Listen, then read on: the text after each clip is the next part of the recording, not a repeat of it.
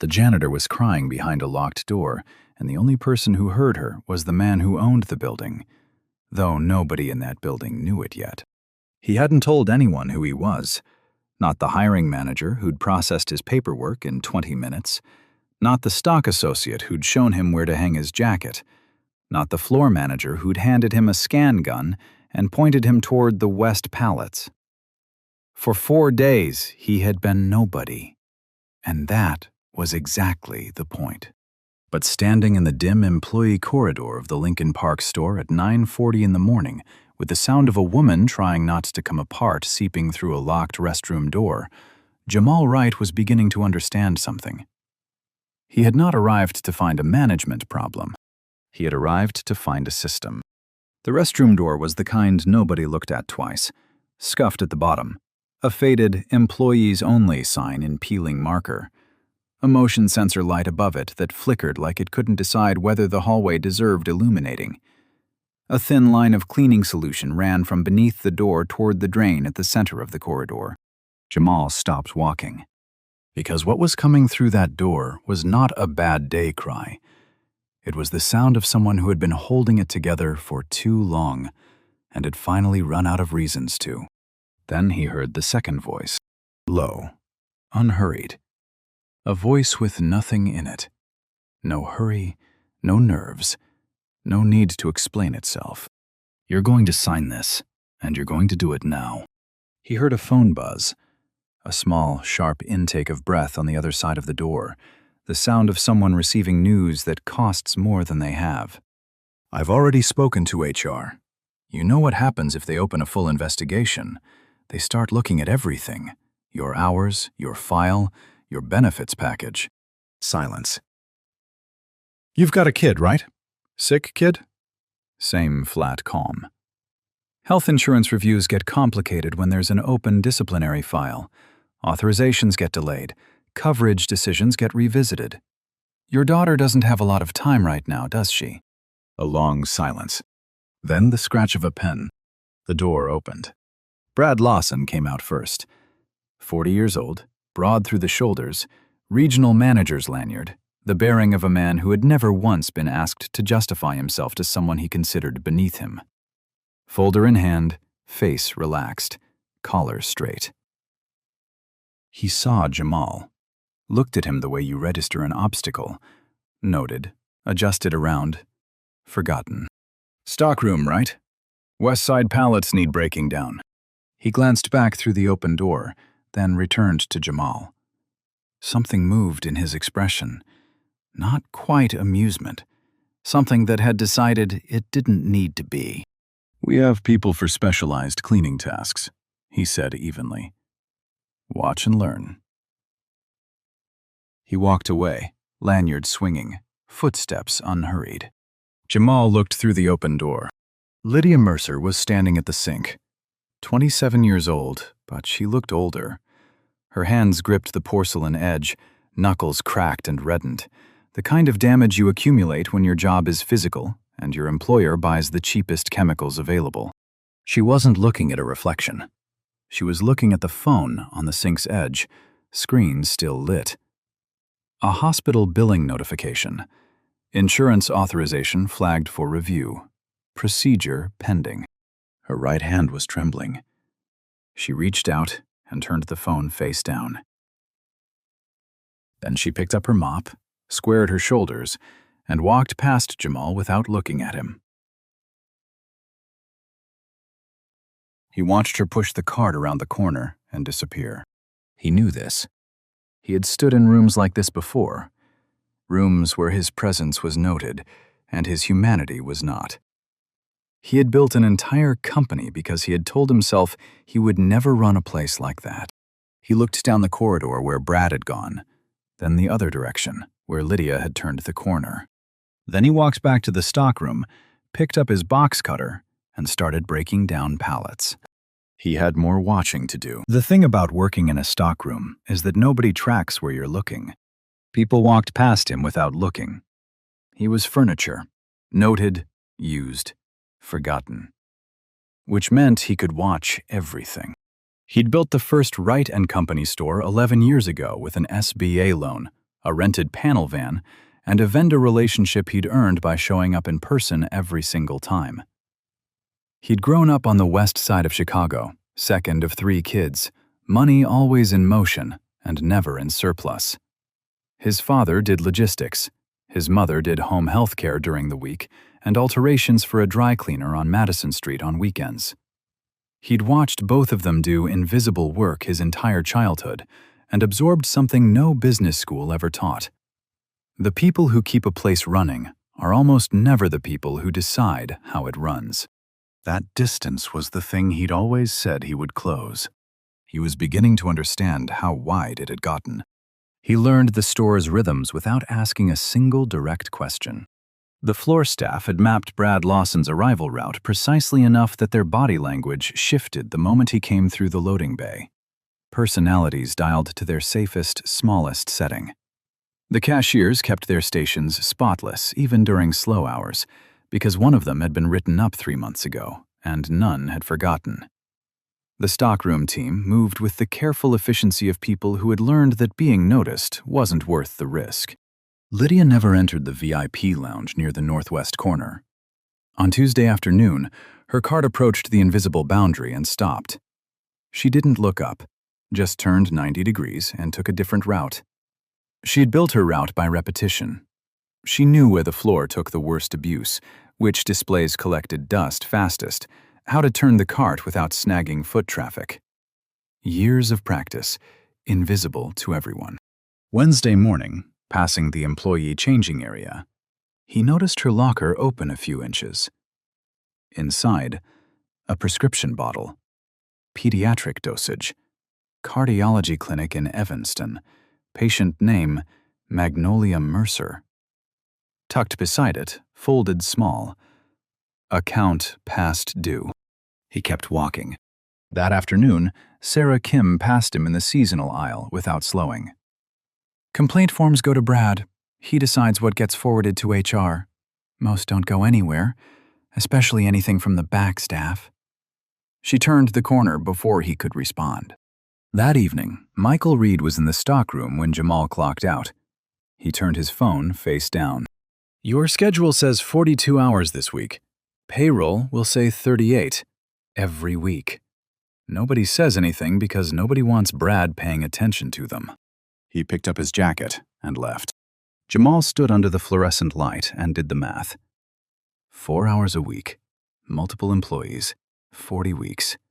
Not a small number. A deliberate choice made repeatedly, in quiet confidence that nobody with authority was watching. He was beginning to think that confidence had been justified. The notebook fell on Thursday afternoon. Lydia's cart caught a low shelf. A small black spiral notebook hit the floor and slid to Jamal's foot.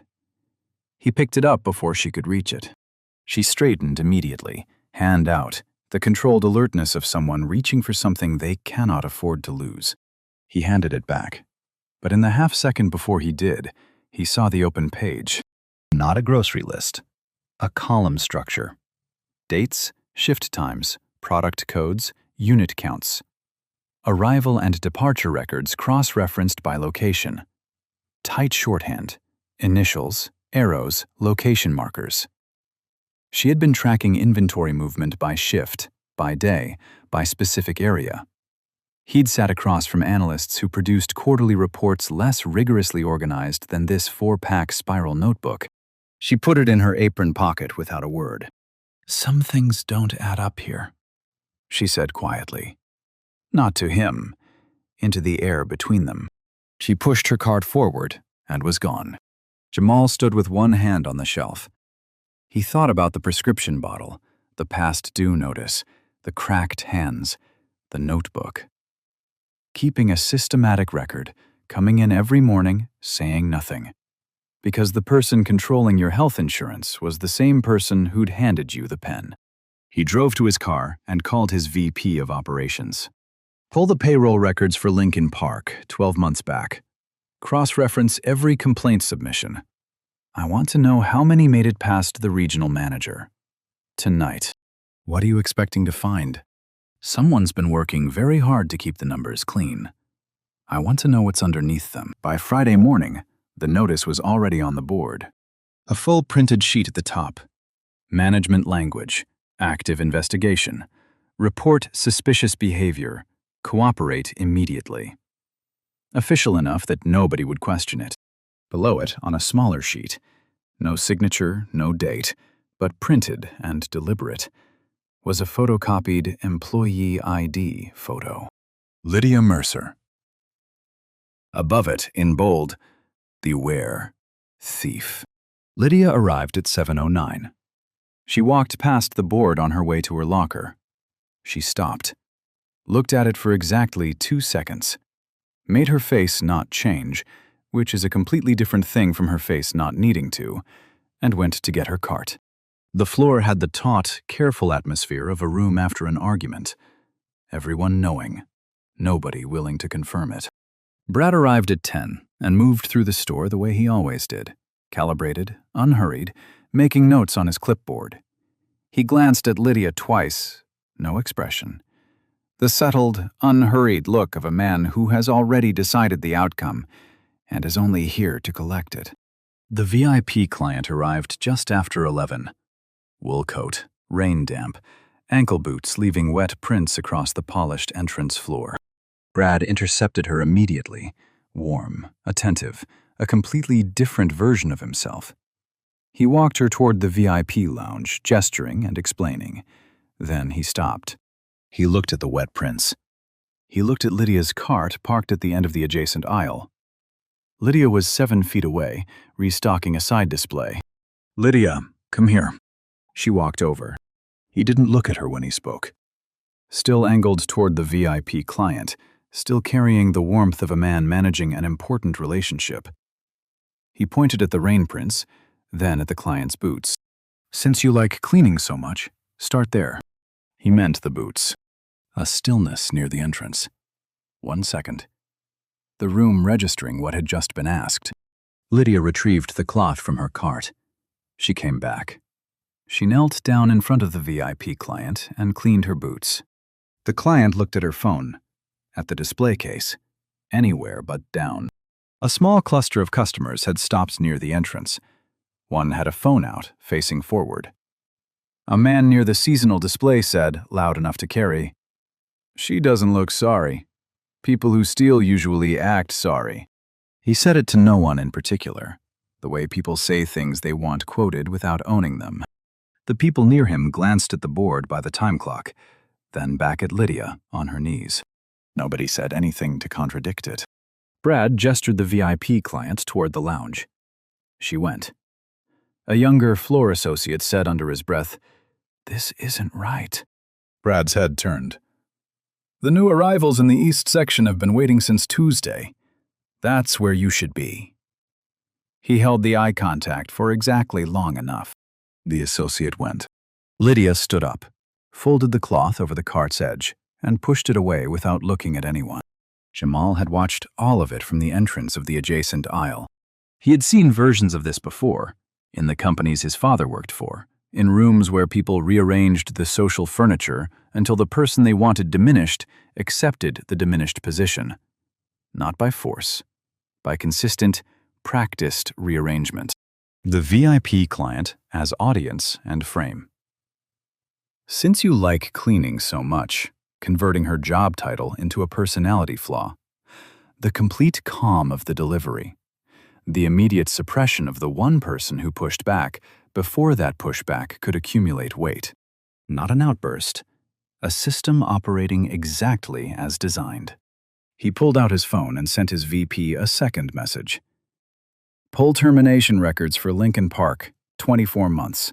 Cross-reference against benefits eligibility windows." Then he went back to work. The double shift started at 3. Jamal had been near the scheduling board when Brad made the change, writing Lydia's name in for a 4 to close extension over her already complete morning shift, replacing the sheet, walking away. No call. No ask. She was told at 2:45. Lydia was holding her cleaning caddy, jacket already on under her apron. 40 minutes from her daughter. "Cover tonight. Closing crew is short." She looked at him. People are paying attention right now to who cooperates and who doesn't. He adjusted his clipboard.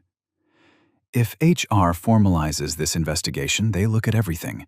Disciplinary files have a way of complicating things beyond the workplace. Custody arrangements, benefit eligibility, all of it gets reviewed together. He paused. I'm not threatening you. I'm trying to protect you from how bad this could get. He said it gently. That was the worst part. Jamal watched her work through the calculation, the one with no good answer on either side, and put her jacket back in her locker. By 9 that evening, the store was deep into close. Lights dimmed, one cashier lane running, most of the floor staff gone. Lydia was still on the floor, 13 hours on her feet.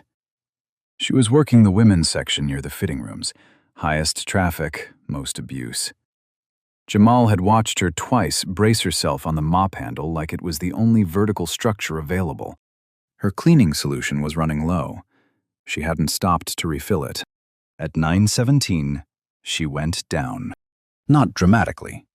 One knee buckled, then the other, and she was on the floor between the knitwear and the wall, one hand flat on the tile, the other still gripping the mop handle.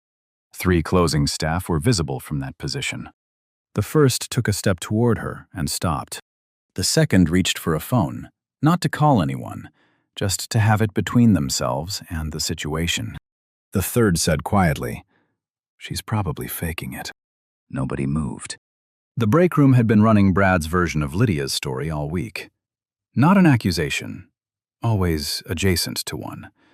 The word investigation. The phrase workplace theft delivered as context, never charge. Enough ambient suggestion to make individually decent people produce a collective absence of decency when the cost of acting was just high enough. Jamal walked forward. He knelt beside her. "Lydia, I've got you." Her eyes found him. Disorientation, then the reflexive withdrawal of someone not used to being helped. Then something close to relief, so rusty it barely registered. "I'm fine," she said. The automatic answer. "You don't have to be." He got her to the break room, sat her down, got water from the cooler. Her phone buzzed on the table. A video call. She answered it. A small face filled the frame. A girl, maybe 5, in a hospital bed with a pale, serious face and a stuffed rabbit in her lap. Hospital bracelet on her thin wrist. The quiet composure of a child who has spent enough time in medical settings to understand that the adults around her are worried and has decided that being calm is the thing she can do for them. "Mommy?" the girl said. "Is it because of me? Is that why you're so tired?" Lydia turned her face away from the phone, breathed once, deliberately, turned back, voice perfectly steady. "No, baby. Mommy's just working hard, that's all." "Okay. The rabbit says hi. Tell him hi back." The call ended. Lydia set the phone face down, both hands flat on the table, looking at the wall. Jamal stood with the paper cup in his hand. He had signed a cost reduction framework 8 months ago. Benefits threshold adjustments, tightened eligibility documentation, streamlined approval processes. He'd read the summary, asked 2 questions. The numbers looked clean. He'd never asked what the numbers were built on. He put the cup on the table beside her, looked at her hands, cracked, reddened, both palms flat. He had nothing to say. There was only the fact of it, which he was finally looking at directly, which was not the same thing as being absolved of the time it had taken him to get here. Saturday was Jamal's day off. He spent it working. His VP had confirmed file access the night before. He opened the payroll records at his kitchen table with 2 phones, a laptop, and photographs he'd taken of Lydia's notebook page in the half-second before handing it back. The modifications were practiced, each adjustment small enough to pass unnoticed, large enough to matter. The work of someone who knew exactly where the threshold was. Hours adjusted at the point of system entry, requiring regional manager credentials. Never more than 4 hours per employee per week. Never enough alone to trigger an audit flag. But across multiple staff members over 16 months, the pattern was unmistakable. It started exactly 3 weeks after Brad Lawson took the regional manager position. The complaint log. 14 submissions in 18 months, 12 routed to the regional manager's email per posted protocol, 2 forwarded to HR. The other 10, no downstream record. Submitted. Disappeared. That afternoon, Jamal drove to the store. Loading bay entrance. Master access card. The restricted door. Operations manual code. Inside, shelving, banker's boxes, a filing cabinet. The room that stores the paperwork behind the paperwork. The cabinet was unlocked. Personnel files, performance reviews, original scheduling records, unmodified, the versions before the edits. And in the back of the bottom drawer, in a folder labeled Archive, a name tag, faded white background, original typeface from the chain's first 3 years. Jamal Wright, owner. It had been in the store's memorabilia display, the flagship, the first one he'd built. Display came down during a renovation 2 years ago. He'd assumed it went into storage. It had. And then Brad had pulled it from its box and thrown it in this back drawer, the way you discard something that complicates the story you're running. Jamal put it in his jacket pocket, photographed the rest of the cabinet, walked out. He called Michael Reed that evening. I know you told me about the payroll. I need something harder. Any record, any screenshot you've saved. Tonight. A silence. Who are you? Someone who finally stopped looking at the wrong numbers. Michael sent a file. A photograph of a printed payroll report. Real clock-in and clock-out data beside what had been entered into the system. The gap was obvious. He'd been keeping it on his phone for 4 months. Sarah Kim picked up on the third ring. The modified schedules. I photographed 3 of them. I didn't know what to do with them. A pause. I was scared. Send them. I'll protect you. She did. From Lydia's notebook photographs and the inventory loss records, the pattern resolved itself in 2 hours. The waste logs showed the same 2-hour window, alternating Tuesday and Thursday afternoons. Shift change, when floor coverage was thinnest and the store manager was in the back office. The product codes in the waste logs didn't match the items actually pulled from the floor. Lydia had written, in tiny letters at the bottom of one page, "The damaged ones stay. The good ones get logged out." She had been tracking a theft, not her own, the one being run above her. The termination pattern completed the picture. 8 involuntary terminations in 24 months, 6 within 30 days of the employee's annual benefits renewal date. 3 of those had active medical claims, cardiac, diabetes, prenatal. All 6 processed under Brad's authority. All 6 citing policy violations. All 6 closed before reaching HR review. And the policy enabling the insurance piece, the amended benefits eligibility window allowing retroactive claim denial under disciplinary termination, had been approved in a cost structure memo 8 months ago. A memo Jamal had signed. He had written the rule. Brad had used the rule. The people at cost were the ones who could least afford it. The organization had owed Lydia the infrastructure to report this. She had built it herself, with a spiral notebook, cracked hands, and no reason to believe anyone with authority would ever read it. He closed the laptop. He had everything he needed for Monday. Monday morning. The store opened at 10. By 10:30, the floor ran in its regular rhythm. Ambient music, polished displays, the ordinary background noise of a store doing what stores do. At 9:45, Jamal's VP confirmed the documentation package was complete and legal had cleared it. The board had been briefed the prior evening. The board chair had listened without interrupting, then said 3 words. Handle it today. He put on the stock associate polo, picked up the scan gun, clocked in at 9:58. Brad arrived at 11. Floor walk, clipboard, lanyard.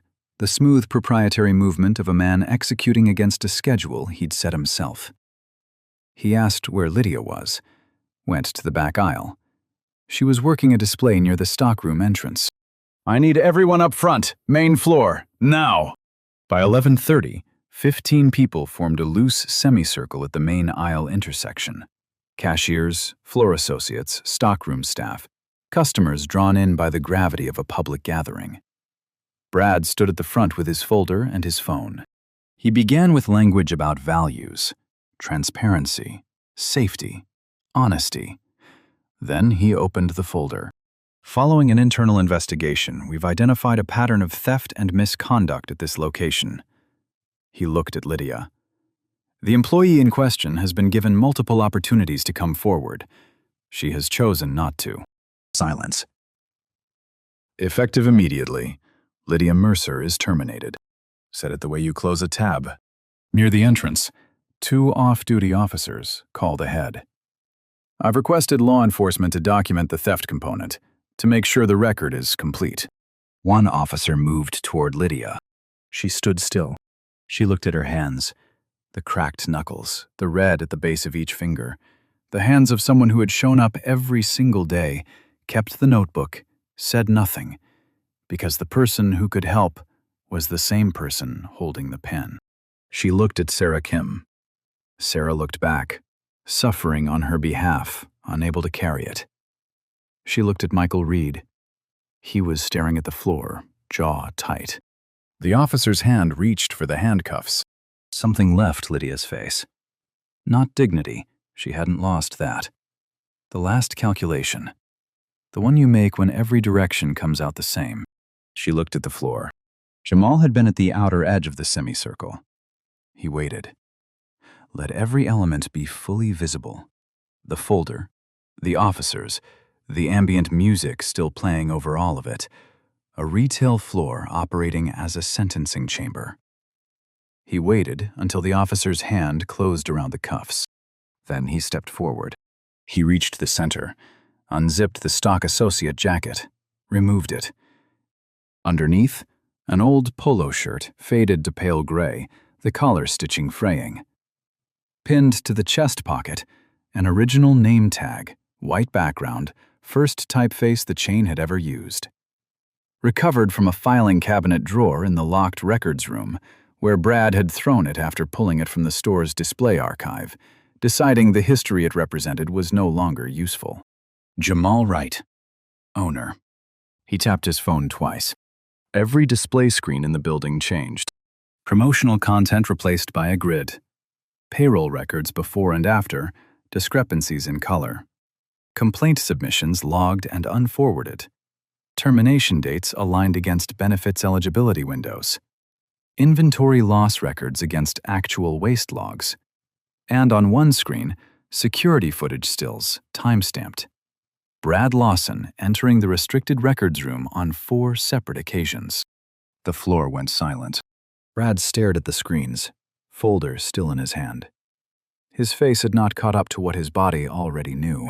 Jamal raised his phone. Video call connected. The board chair appeared, silver-haired, direct. For the record, Jamal Wright is the founder and CEO of Wright & Company Retail Group. He has full authority at every location in this chain. Jamal lowered the phone. Brad had not moved. The folder was still in his hand. The exterior had finally caught up. There was nothing behind it. From the outer edge of the crowd. Wait!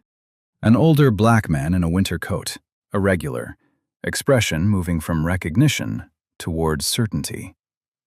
That's Jamal Wright. That's the owner. The CEO of this chain, Jamal said. Level. No theater. My name is Jamal Wright.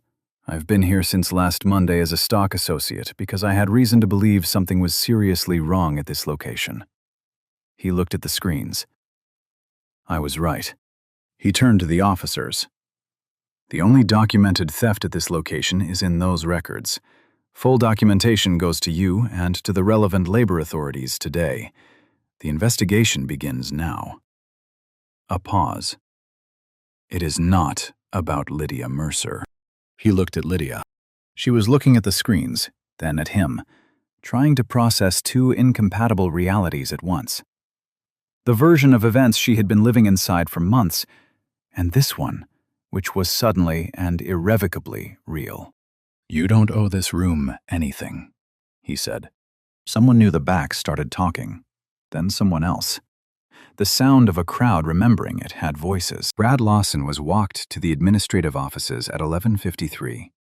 Folder still in hand, cardboard and paper, the last artifact of an authority that had already ceased to exist.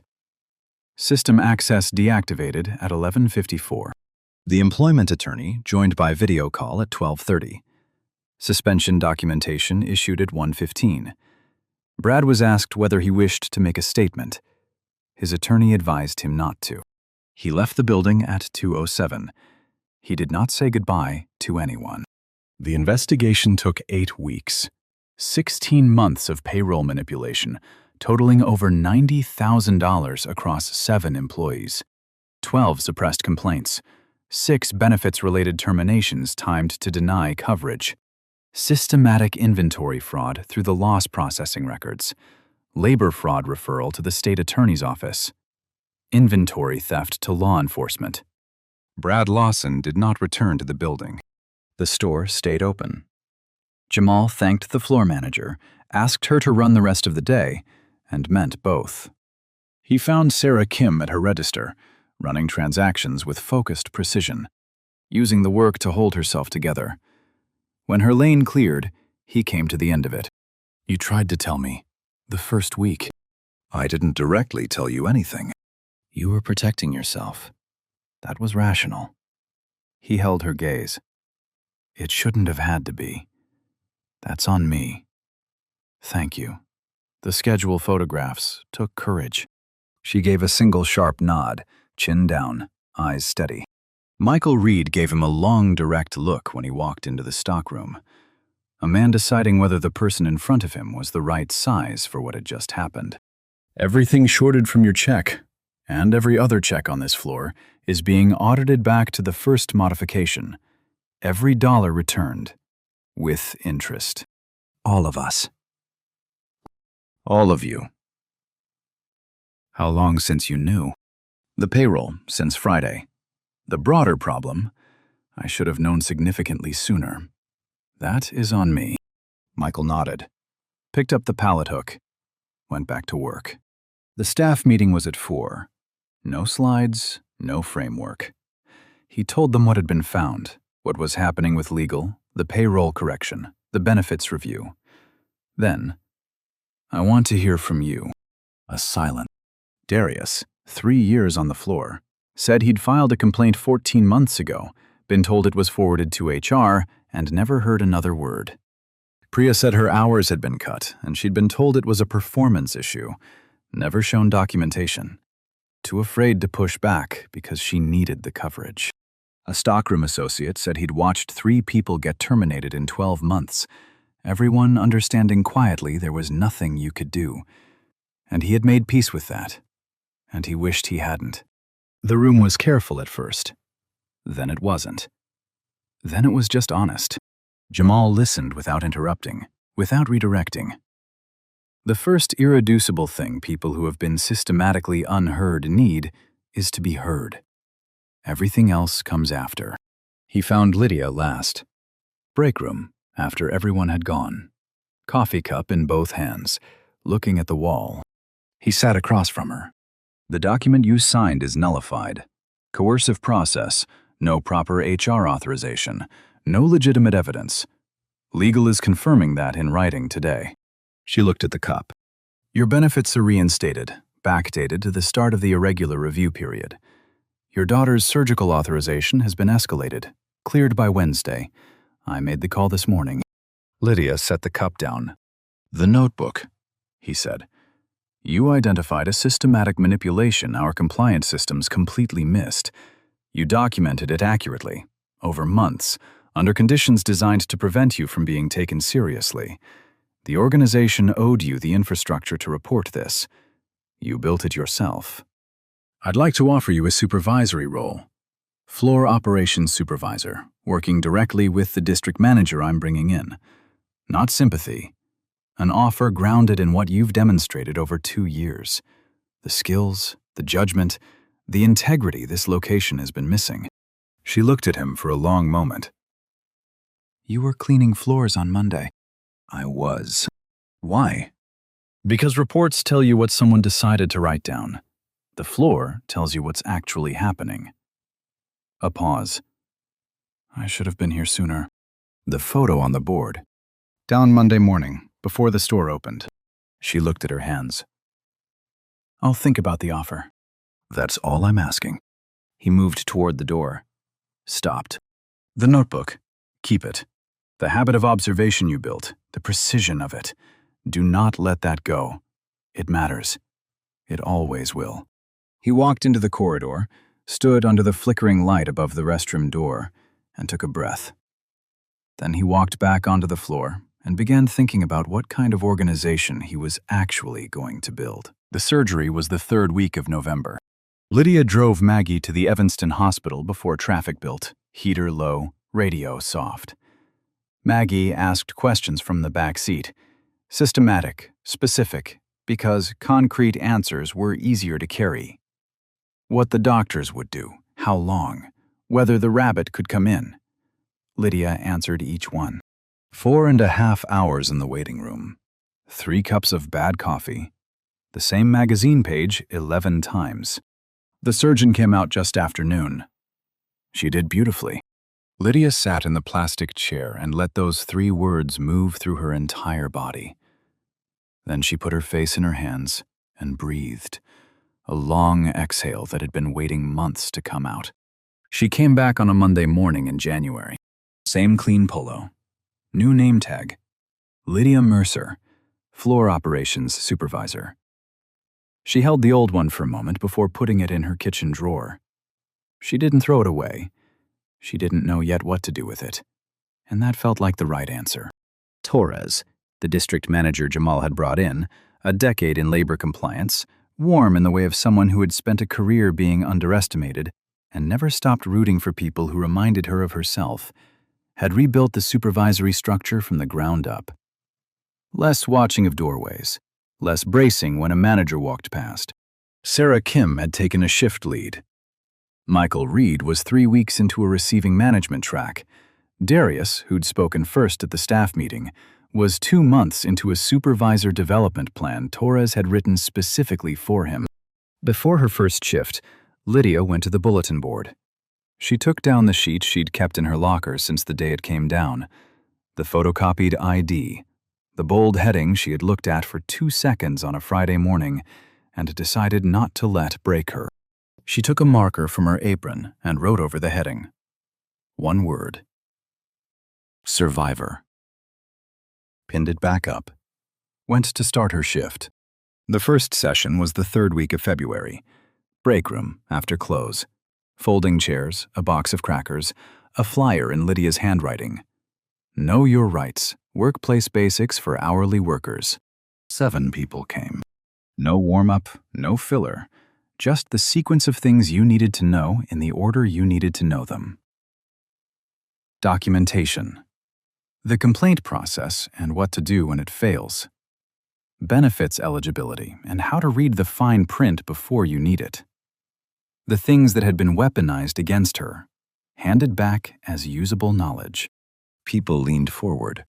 By the 3rd session, staff from other locations had asked to come.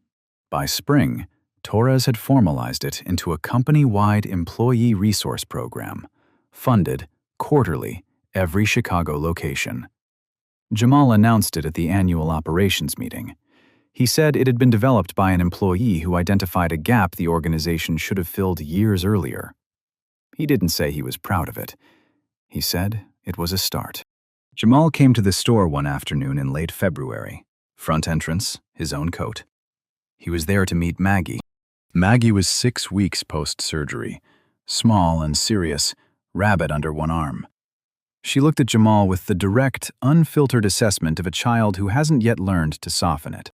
They walked the store together, the 3 of them, and came to rest near the back aisle where Lydia's cleaning cart stood against the wall. The actual one. The one she'd pushed every day for 2 years. Maggie crouched down, pulled a red crayon from her coat pocket, and drew a small heart on the side of the cart. Then she stood and looked at Jamal with the formal seriousness of a child who had been rehearsing this. "You're the first person who didn't let Mommy cry alone." Jamal looked at her, then at Lydia, who had turned her face just slightly away. "Your mom was never alone," he said. "She was doing everything herself the whole time. I just finally showed up to do my part." Maggie adjusted the rabbit. "Okay." Satisfied, she turned and walked toward the exit. On the bulletin board above the time clock, Lydia's sheet was still pinned in the center. Below the word "Survivor," someone had taped a small drawing. A red crayon heart, wobbly and warm. Beside it, a sticky note in Sarah's handwriting. "We see you." Then another note. Then another. Different handwriting, different colors. By the end of the week, the edges of the board were covered in them.